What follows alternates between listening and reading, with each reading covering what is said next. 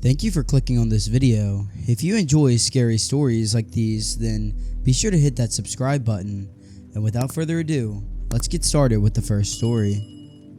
So I live in a pretty small city and the population is about 10,000. It's in Georgia, so nothing interesting really happens here.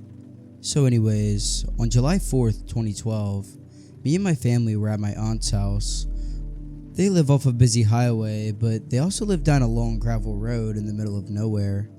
So we were shooting off fireworks and just hanging out, when suddenly we hear somebody in the woods by the house, so we all look up. And it's black outside, so we can't see until he is only around 5 feet away. And this guy comes up sweating and very shaky. He is talking very fast, asking my uncle for a ride to his house, which was around 15 minutes away. And my uncle, who was also nervous at the time, agrees. He says let me get my keys, and then he goes inside and calls the cops and gets a gun, and then lets the man in to quote unquote drive him home. He was stalling, waiting for the cops, and once they pull up, the guy tries to run but falls and gets arrested. The next day, we find out he was holding a family hostage and was wanted for a grand theft auto and a murder attempt.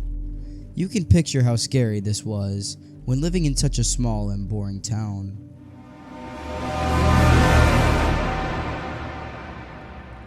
This is my story of dealing with a creeper at a party.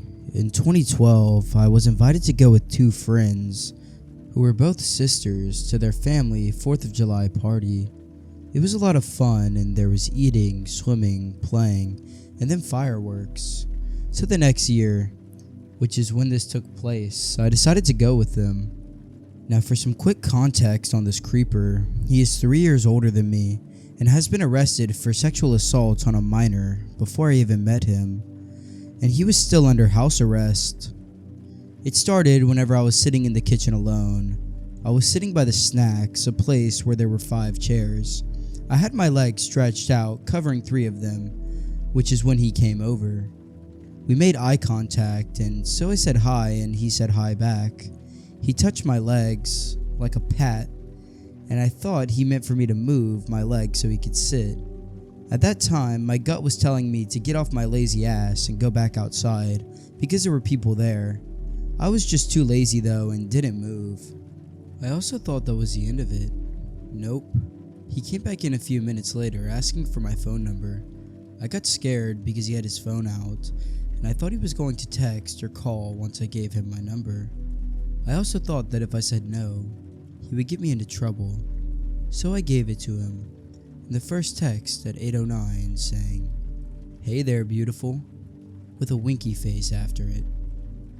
I answered because again, I thought I would get in trouble if someone found out what was going on. After a few more texts like that, he sent, "You want to go somewhere?" This is when I really freaked out and told one of the sisters what was going on, and she freaked out too and told me to stay with her. I did, but that didn't help. He wouldn't take my no, so I had to come up with excuses. He said for me to ditch hanging out with my sister, and what got worse was whenever we were inside, he would rub up against me, motion for me to follow, and make kissy lips at me.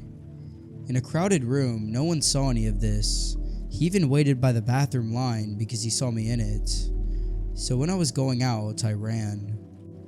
By the time fireworks were happening, he caught me alone in a room and forcefully kissed me, as well as touched my butt and boob. I kept saying I had to go, and when I tried to leave the room, the door wouldn't open. When that was finally open, he started to kiss me again. The only thing that saved me was my friend calling my name, to which I was able to yell to her. After that, he kept trying to get me to go with him. Anywhere he got a chance to get close with me, he would say something. He even followed me to the car while I was leaving, which my friend almost started to yell at him. He continued to text me, saying how the next party, which was 3 days later, stuff was gonna happen. The next day, he even called me 3 times. Lucky for me, at the party, people found out, so he wasn't allowed to go. I haven't heard from him since, most likely because the family made sure my number was out of his phone, to which I am forever grateful.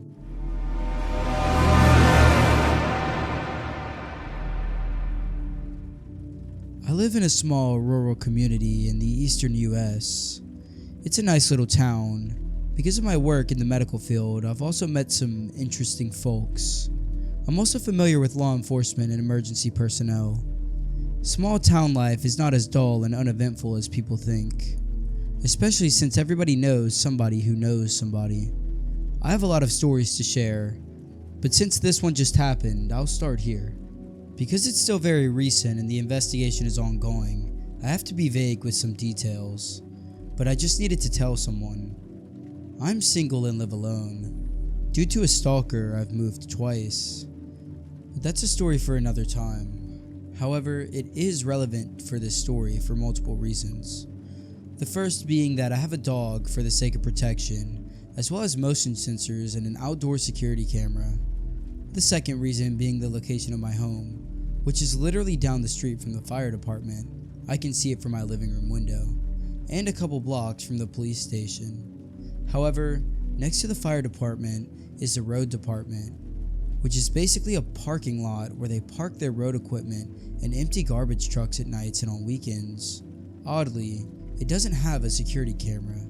Small town life, I suppose. My house sits on a hill with a good view of that side of the street. Due to the incline, large trees in the front yard, and the half cornfield on the property next to me. Most people in the street below wouldn't notice me in the backyard unless they were actively looking. However, I can see the street clearly.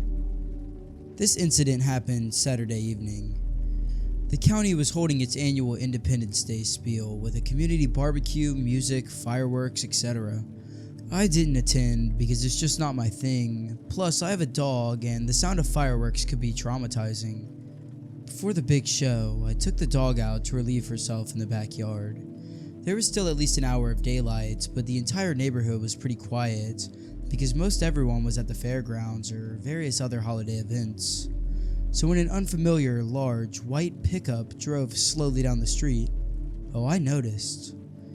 It must have turned around at the end of the street because I saw it again, moving in the opposite direction, only around 20 seconds later. This time, it turned into the parking lot of the road department. Now, people have been known to toss things into the empty garbage trucks, usually at night, to avoid getting caught, because they don't want to or are unable to make the trip to the landfills themselves. Usually, it's things like furniture or broken equipment, but I didn't see any of those things in the back of this truck. The driver was a somewhat stocky guy of average height. He took 3 large, black trash bags from the bed of his truck and tossed them one by one into the hopper of the garbage truck. Then, he left. Now, I swear I'm not one of those meddling rear window types who always thinks activity is suspicious and that their neighbors are up to no good, but something about this just didn't sit right with me. Normally, when I see people tossing their garbage into trucks and leaving, I don't bother reporting it because it's relatively harmless.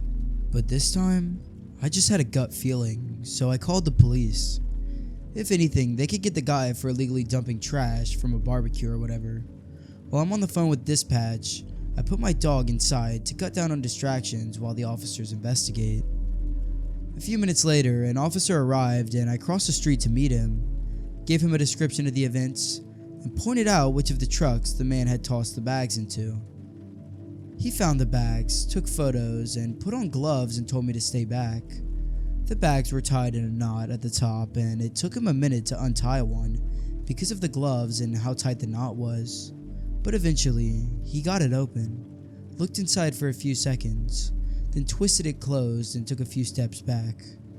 "Shit," he hissed under his breath. "What?" I asked.